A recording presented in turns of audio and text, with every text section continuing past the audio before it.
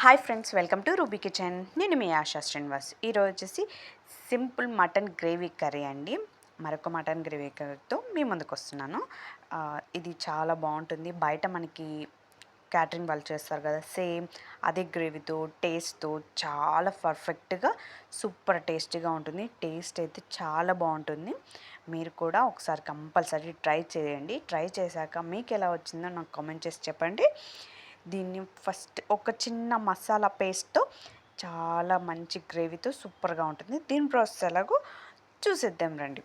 ముందుగా stove on చేసుకొని pan పెట్టుకొని అందులో వచ్చేసి 2 స్పూన్స్ ధనియాలు, ఇవి కొంచెం ఫ్రై అయిన తర్వాత ఇందులో కొంచెం ఎండు కొబ్బరి వచ్చేసి ఒక 2 స్పూన్స్ ఆర్ 3 స్పూన్స్ అనుకోండి. అలా వేసిన తర్వాత ఇవి కొంచెం కలర్ చేంజ్ అయ్యాక ఇందులో 3 లవంగాలు, 2 ఇలాచి, ఒక చిన్న చెక్క వేసుకొని ఫ్రై చేయండి. ఇవి కూడా కొంచెం ఫ్రై అయ్యాక 1 స్పూన్ నువ్వులండి. నువ్వులు వేసాక కొంచెం ఫ్రై అయ్యాక స్టవ్ ఆఫ్ చేసి ఇందులో వచ్చేసి 1 స్పూన్ గసగసాలు వేయండి.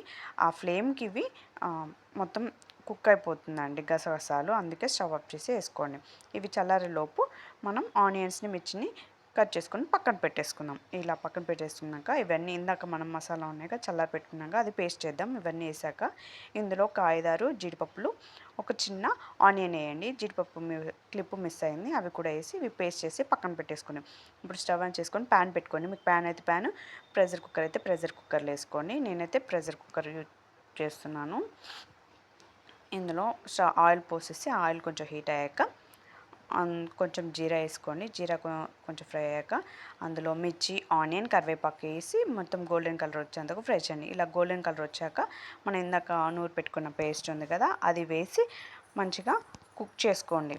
అది మొత్తం ఎక్కువ కుక్ అవసరం లేదు, ఆల్రెడీ మనం ఫ్రై చేసుకొని వేసుకున్నాం కదా, అవసరం లేదు. కొంచెం కుక్ అయిన తర్వాతకి ఇలా ఆయిల్ మొత్తం పైకి తేలాక ఇప్పుడు పసుపు, అల్లం వెల్లుల్లి పేస్ట్ వేసి కొంచెం ఫ్రై చేయండి. కొంచెం పక్కనే ఉండి కలుపుతూ ఉండండి, మాడిపోతుంది. ఇలా మొత్తం ఆయిల్ పైకి తేలాక మనం క్లీన్ చేసి పెట్టుకున్న మటన్ వేసేయండి. మొత్తం వేసి దీన్ని బాగా కలుపుకోండి, బాగా మిక్స్ చేసుకోండి. మటన్ ఎప్పుడైనా ఫస్ట్ మనకి ఆయిల్లో కుక్ అవ్వాలండి.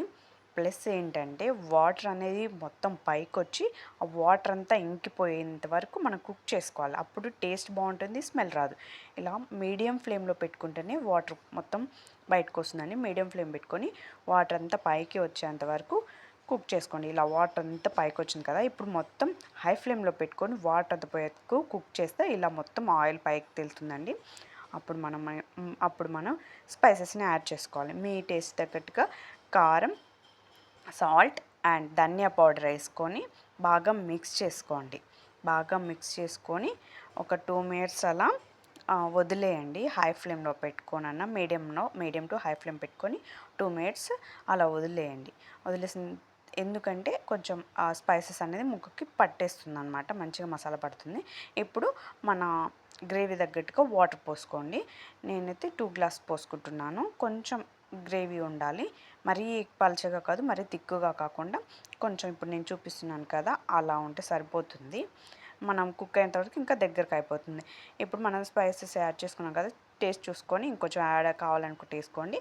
ఫైనల్గా కొత్తిమీర, పుదీనా వేసుకొని మూత పెట్టేసి విజిల్ పెట్టేయండి. 2 విజిల్స్ వచ్చాక తీసేసుకోండి. స్టవ్ ఆఫ్ చేసి ఫ్లేమ్ అంతా పోయాక ఇంకో మటన్ కంపల్సరీ ఇలా మొత్తం ఆయిల్ పైకి తేలి ఉంటుందండి. 2 విజిల్స్కి మంచిగా కుక్ అయిపోతుందండి. మనం ఫస్ట్ 50% కుక్ చేసుకుంటాం కదా, ఇక్కడ కుక్ అయిపోతుంది. గ్రేవీ కూడా మంచిగా వచ్చింది.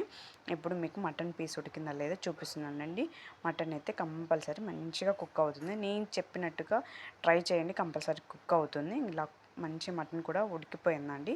ఇప్పుడు ఒకసారి స్టవ్ ఆన్ చేసుకొని హై ఫ్లేమ్లో పెట్టుకొని, హై టు మీడియం పెట్టుకోండి. మీడియం పెట్టుకొని మొత్తం కుక్ చేసుకోండి. గ్రేవీ చూసారుగా ఎలా వచ్చిందో, ఇలా వస్తే సరిపోతుందండి. ఇప్పుడు మనం 3-4 వెల్లుల్లిని కొంచెం కచ్చపచ్చగా దంచుకొని వేసుకోండి. బాగుంటుంది, టేస్ట్ బాగుంటుంది, ఫ్లేవర్ బాగుంటుంది. వేసుకున్న తర్వాత అంతే అండి, mutton gravy curry, perfect gravy curry ready అయిపోయిందండి. ఫైనల్గా కొత్తిమీర, పుదీనా వేసుకుంటే రెడీ అండి. ఇప్పుడు నేను రైస్ కూడా కొంచెం డిఫరెంట్గా చేశాను, బాగుంటుంది అనేసి. ఇదైతే ఫుడ్ కలర్ కాదు, నేను ఇంట్లో ఉన్న వాటితోని చేసుకున్నానండి. మీకు కావాలంటే ఒకసారి కామెంట్ చేయండి. నేను మీకు చెప్పిస్తాను. వీడియో నచ్చితే లైక్ చేయండి, షేర్ చేయండి, సబ్స్క్రైబ్ చేయండి. పక్కనే ఉన్న బెల్ ఐకాన్ని క్లిక్ చేయండి. ఇంకా మీకు ఏ రెసిపీస్ కావాలో నాకు కామెంట్ చేయండి.